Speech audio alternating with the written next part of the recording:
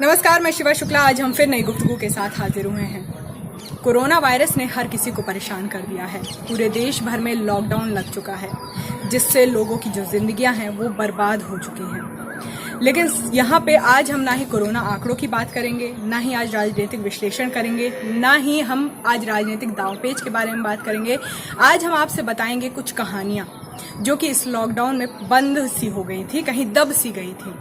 तो देखा जाए तो लॉकडाउन हमारे देश में जब भारत में तकरीबन 500 के करीब संक्रमितों का मामला था, तब से लॉकडाउन लगा दिया गया था और आज लॉकडाउन का पार्ट 3 चल रहा है। लेकिन कोरोना का जो संक्रमण है वो लगातार पैर पसार चुका है। हम देखा जाए तो जो कोरोना संक्रमण से मरीज आए हैं तो उनकी तो गिनतियां हो रही हैं, लेकिन कुछ मौतें ऐसी भी हुई जो कि कोरोना संक्रमण से नहीं, भूख से हुई है।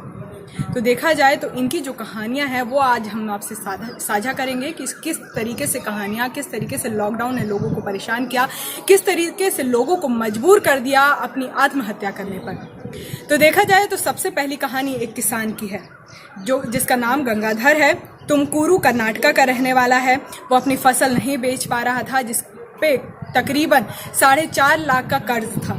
तो जिससे भी उसने कर्ज लिया था वो अब कर्ज का पैसा मांग रहे थे। उसने 2 बोरवेल करवाए थे जिसमें पानी सूख चुका था।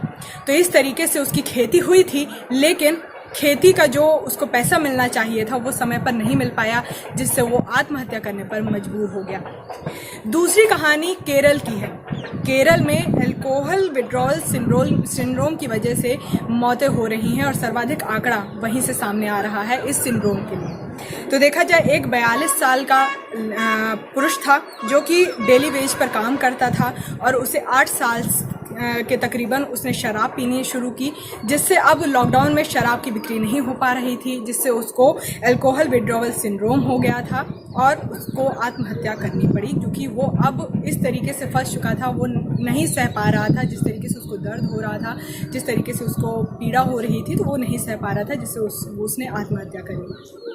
तो इस बीच में देखा जाए तो अल्कोहल न मिलने की वजह से डोमेस्टिक वायलेंस जो है वो बहुत ज़्यादा बढ़ गया है देश भर में। लेकिन अभी जो है वो अल्कोहल मिलना शुरू हो गया है। तो देखा जाए तो अभी जो स्तर है वो अभी तक रिपोर्ट सामने नहीं आई है कि, लेकिन जब लॉकडाउन शुरू हुआ था उसमें लॉकडाउन सेकेंड तक देखा जाए तो सबसे ज़्यादा डोमेस्टिक वायलेंस के केसेस आ रहे थे सामने।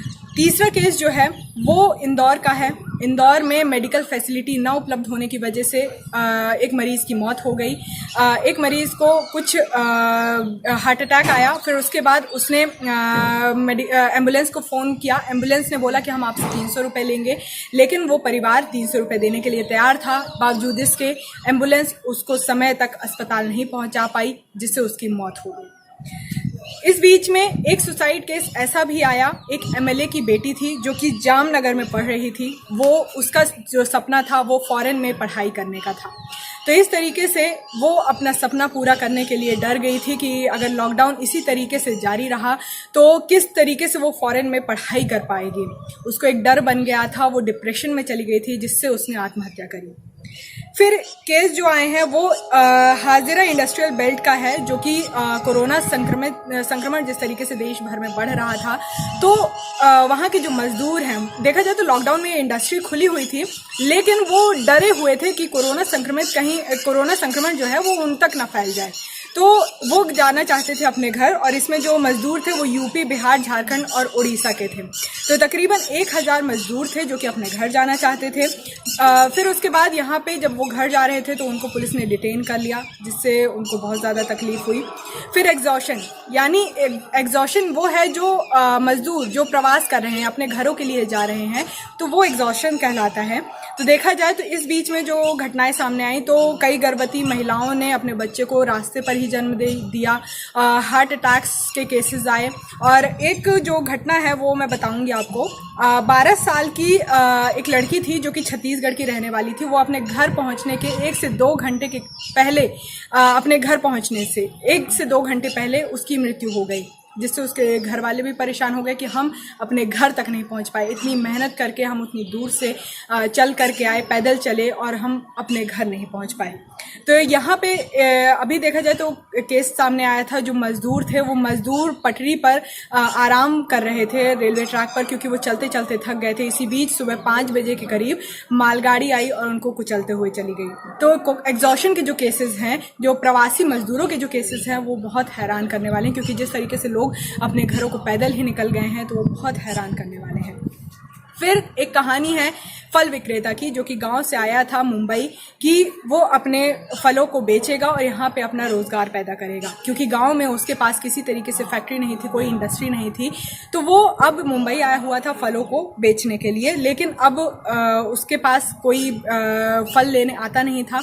तो वो अब अपने घर लौट चुका है और इस तरीके से उसका काम जो है वो पूरी तरीके से ठप हो गया है। फिर कहानी है सिक्योरिटी गार्ड की, जो अभी तक सिक्योरिटी गार्ड हमारी सुरक्षा करते थे, आज हम उनकी सुरक्षा नहीं करते आ रहे हैं।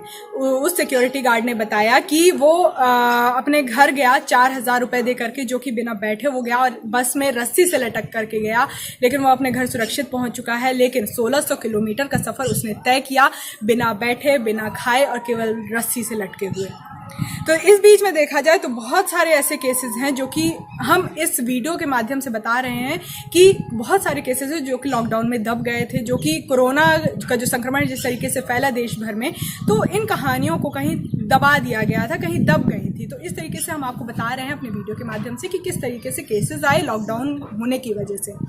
फिर देखा जाए तो सरकार ने भी बहुत महत्वपूर्ण कदम उठाया। सरकार ने हंगर हेल्पलाइन जारी की, जिससे लोग फ़ोन करके अपने लिए खाना मंगा सकते हैं। और दिल्ली सरकार की बात करें तो दिल्ली सरकार ने 1.7 लाख करोड़ का पैकेज तैयार किया कि लोगों को की जो खाने की ज़रूरतें हैं, जो ज़रूरत की सामग्री है, वो उन तक पहुंचाई जाए। फिर साइकोलॉजिकल हेल्पलाइन नंबर जारी किया गया कि लोग उनसे बात करके अपनी समस्या का समाधान पा सकते हैं। फिर देखा जाए तो इस बीच में श्रमिक स्पेशल ट्रेनें चलाई गई। इसके पहले लॉकडाउन सेकेंड तक किसी भी तरीके से ट्रेन या बसों की उपलब्धता नहीं थी, लेकिन लॉकडाउन फेज 3 में सरकार ने बस और ट्रेनों की सुविधा उपलब्ध कराई। लेकिन इस बीच में बहुत सारी ट्विस्ट भी आए कि सरकार एक दूसरे के ऊपर ब्लेम कर रही थी। केंद्र सरकार कुछ बोल रही थी, राज्य सरकार कुछ बोल रही थी, तो इस बीच में बहुत सारी ट्विस्ट भी थे। लेकिन आज जो हमारा वीडियो था वो कुछ कहानियों के ऊपर था जो कि दबी हुई थी, जो कि हमने आपसे बताई कि किस तरीके से लॉकडाउन ने लोगों को परेशान किया, उनके रोजगार छिन गए, लोग भूख से तड़प रहे हैं, लोगों के पास किसी तरीके से खाने की उपलब्धता नहीं हो पा रही है। तो ये जो कहानियां हैं वो हमने आपसे बताने की कोशिश की है। अभी के लिए बस इतना ही, और हमारी गुफ्तगू चैनल से बने रहिए।